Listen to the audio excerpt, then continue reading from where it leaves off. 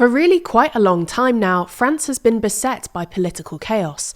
The government has struggled to pass a budget in the face of a divided legislature, giving way to a constant churn of prime ministers. Unfortunately for French President Emmanuel Macron, on Monday his latest appointee, longtime ally Sébastien Lecornu, suddenly resigned, literally a day after announcing his cabinet, putting yet more pressure on Macron himself. So in this video, we'll take another look at France's never-ending political crisis, why France is so divided, and whether the country is ungovernable.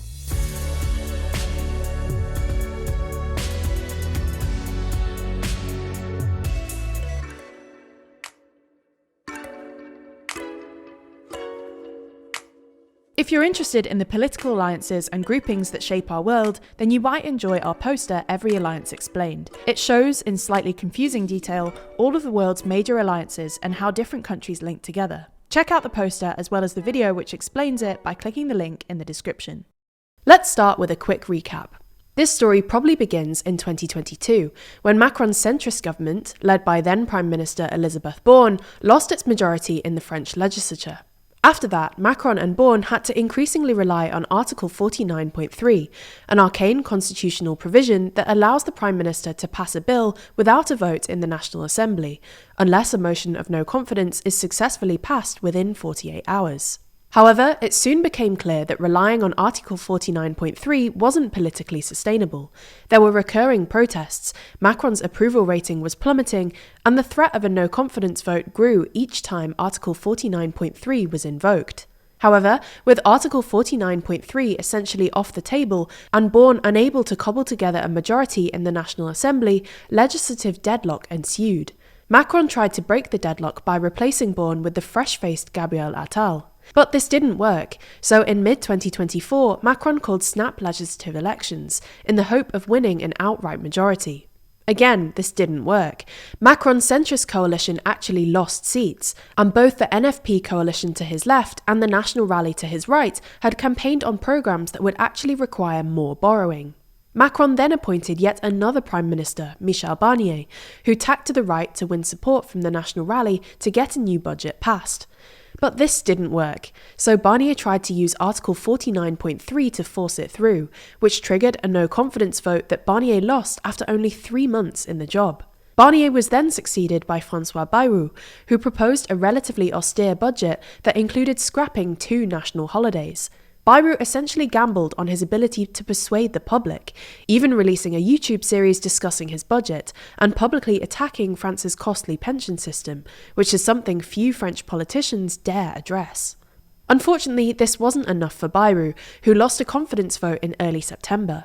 Bayrou was then succeeded by Macron loyalist Sébastien Lecornu, who tried to find support for his budget by pivoting to the left, with the French press reporting last week that Lecornu was considering further taxes on those earning more than €250,000 a year.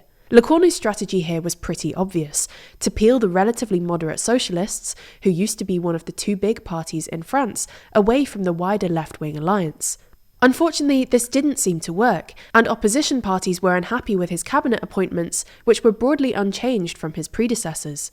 Then on Monday, the socialists said they'd vote against Lecornu's government if a vote was held, and a few minutes later, Lecornu suddenly resigned. So what happens next? Well, it's now become overwhelmingly clear that Macron cannot get a budget through, not least because the opposition has little incentive to compromise when the next presidential elections are only 18 months away, and any association with Macron would be politically toxic. This episode will thus put immense pressure on Macron to either resign, although he's obviously ruled this out, or at least call fresh legislative elections. Unfortunately for the French, as much as they might hate Macron, getting rid of him won't necessarily break the deadlock. Whoever succeeds him as president will still face the same impossible arithmetic, and polls suggest that new elections would yield a similarly divided legislature. This speaks to perhaps the fundamental issue in French politics at the moment, that the electorate is just too divided. For starters, there's a severe intergenerational divide. In short, older voters are generally supportive of the status quo, while younger voters are not. This became overwhelmingly apparent in the 2024 legislative election. Older voters were far more likely to vote for either Macron's centrist party or the centre-right Les Républicains, while younger voters instead went for more radical outlets on the left and right, with the left-wing coalition faring particularly well with the 18 to 34-year-olds. That older voters should be more willing to preserve the status quo is unsurprising when you consider how the status quo has benefited older people. According to a recent analysis by John Byrne-Murdoch at the Financial Times, since the 1970s, French pensioners have seen their incomes grow far faster than the working population, to the point where, astonishingly, your average French pensioner now has a higher income than your average working-age adult, making France an international outlier in this respect. The gap between the left and right has also grown in recent years, in part because of the intra-bloc fragmentation. Between the 2017 and 2024 French legislative elections, the far-right's vote share has more than doubled, and the left bloc's share has also increased, while the centrist parties and establishment Les Républicains party have been squeezed. There are now 13 separate political groups in France's National Assembly, up from just 7 in 2017, and the most ever during the French Fifth Republic. This makes the current French parliament look a lot like the Dutch or even Belgian ones, both countries with coalition governments. However, unlike those countries which use proportional representation, France uses a two-round voting system that has historically encouraged a two-block left-right dynamic. Due to this fragmentation, in recent months, Macron's cabinet has reportedly held talks with various parties about changing France's electoral system to proportional representation. Thirdly, France also displays the urban-rural divide we also see in other European democracies, with rural areas more likely to support populist and Eurosceptic parties like the RN. At the 2024 legislative election, the RN made some of its strongest gains along France's so-called empty diagonal, a section of the country with low population density from the southwest to the central northeast. As this Bloomberg map shows, in France's second least densely populated department, Cantal, the RN's vote share multiplied fivefold between 2017 and 2024. A 2022 survey found that 84% of French people in rural areas believe their area is generally the last to benefit from public spending in areas like roads, education and health, while 67% feel their way of life isn't sufficiently respected by outsiders. The fact that political decision-making is centralised in Paris reinforces this perception of elitism and the belief that rural areas aren't fairly considered. Now, maybe we're being too pessimistic here. It's possible that new elections will give the various parties more of an incentive to compromise, because at the moment, the prospect of elections in 2027 is deterring anyone from cooperating with Macron, who's not helped by the fact that he's incredibly unpopular.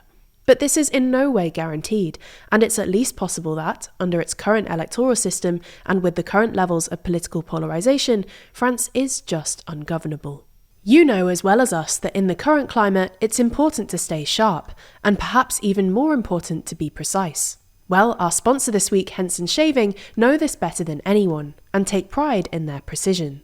That's because their razor perfectly holds the blade at a 30-degree angle and extends it only 0.0013 inches, less than the width of a human hair, which means incredibly tight tolerances, very high standards, and superb precision.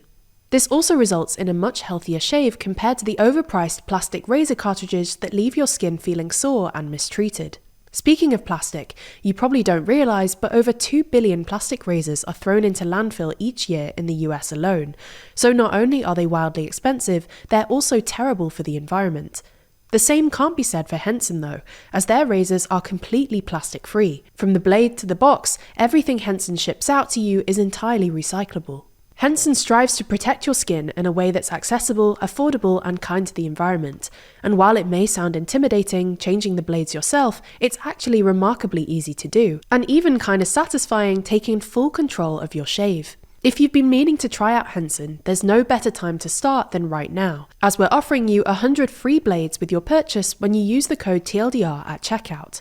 Just go to hensonshaving.com/TLDR or click the link in the description, and you'll be on your way to a healthier shave.